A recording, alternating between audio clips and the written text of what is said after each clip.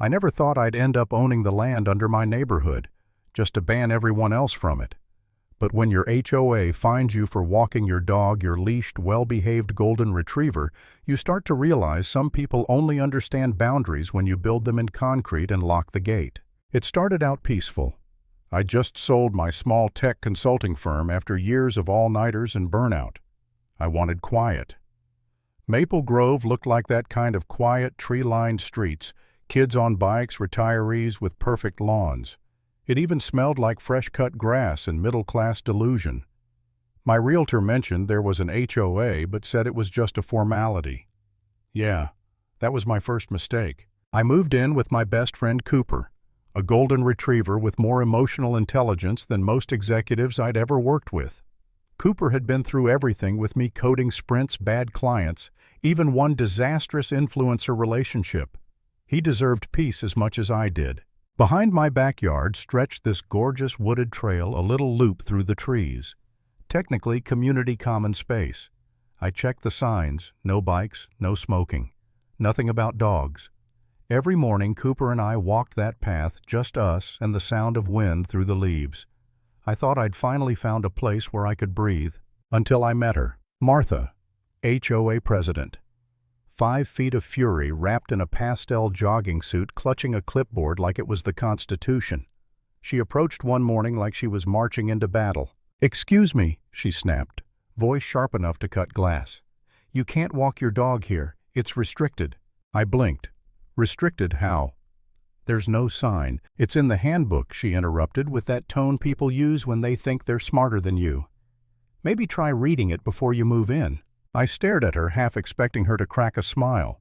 She didn't, just turned and stomped off. I let it go. I'm not the confrontational type. Cooper didn't even bark.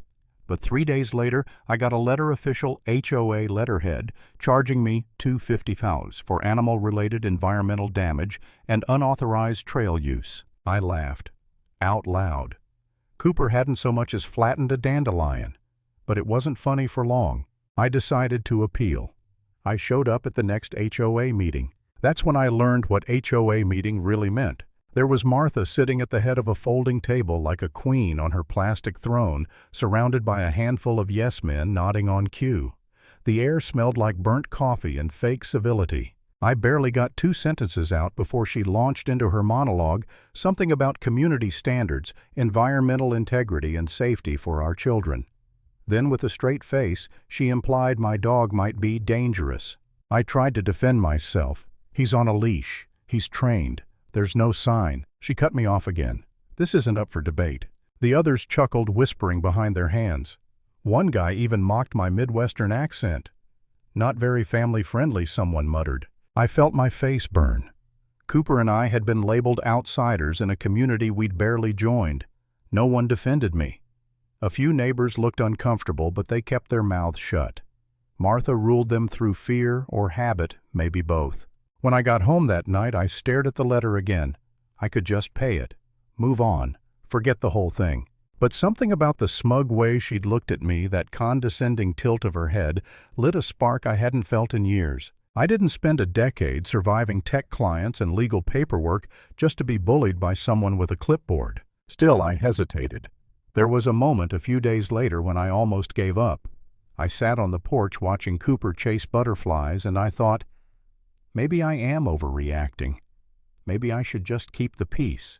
Then Cooper trotted over, dropped his tennis ball at my feet, and looked at me with those patient brown eyes, like he was saying, "Really? You're gonna let her win?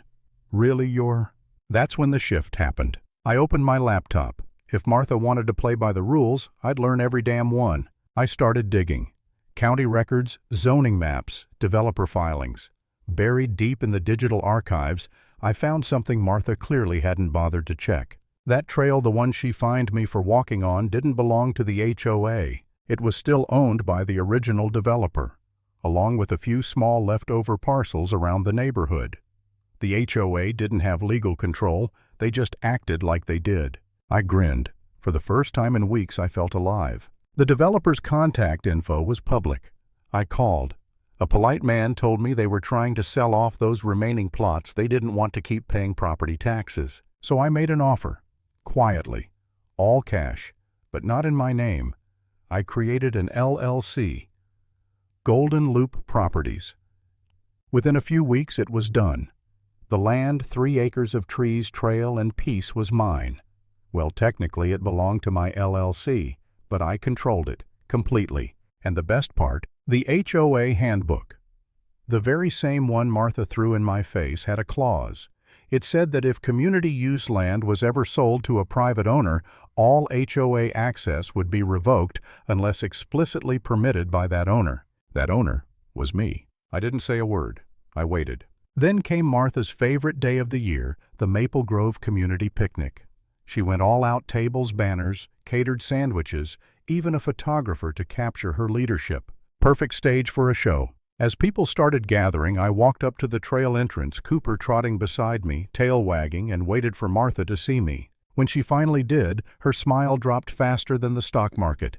"What are you doing here?" she hissed. I motioned toward this deputy standing next to me. "Just here to make an announcement." I pulled out a folded document, official, notarized, stamped. "Sorry, folks," I said loud enough for everyone to hear. "This land is now private property. No HOA access allowed." For a second, the world froze. Then Martha exploded. "That's ridiculous. The HOA owns this land." The deputy shook his head. "No, ma'am. It belongs to Golden Loop LLC. He handed her a copy of the deed. "Mr. Miles here owns the company." Her jaw literally dropped. You can't do this." "Actually," I said, smiling, "I can." She tried to push past me toward the trail. The deputy stepped forward. "Ma'am, that would be trespassing." A few neighbors started whispering. Someone chuckled. The photographer stopped taking pictures. Martha's face turned red, her hands shaking. "This is outrageous. You're ruining the community." I shrugged. "Maybe. But at least now no one's getting fined for walking their dog." She stormed off, heels crunching the gravel, humiliated. The picnic was canceled before it even began. But I wasn't done.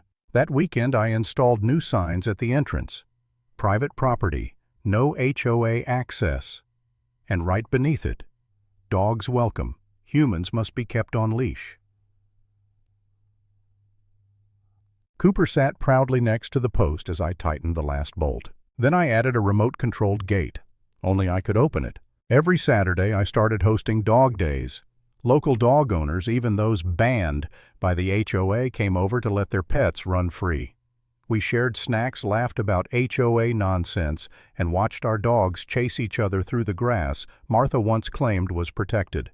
Life was good again, until Martha tried one last move. She sued me, claimed I'd illegally acquired community property. It backfired spectacularly. Turns out, when the court reviewed the HOA's records, they found her emails, plans to convert the trail into an exclusive picnic area with membership fees that she intended to pocket. Case dismissed.